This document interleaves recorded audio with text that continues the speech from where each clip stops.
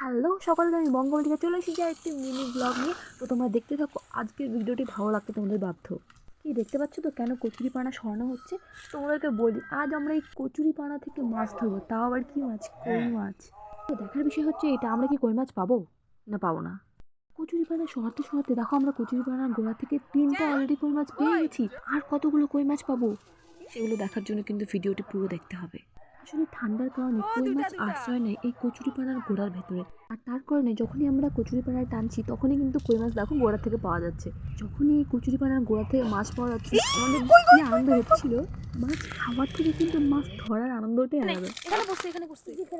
হ্যাঁ হ্যাঁ হ্যাঁ, এখানে বললো, এই কচুরিপানাটার মধ্যে এখানে বললো। এখানে বলছে? হ্যাঁ বললো, এখন থাপ করে বললো তুমি এটা সরলা তো চলে গেছে ভিতরে। আচ্ছা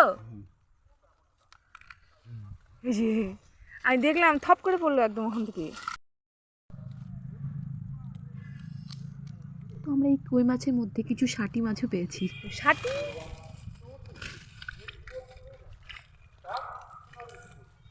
আর আমরা কোন রাস্তা দিয়ে এসেছি তা তোমরা দেখো, একেবারে পুরো কচুরিপানার রাস্তা।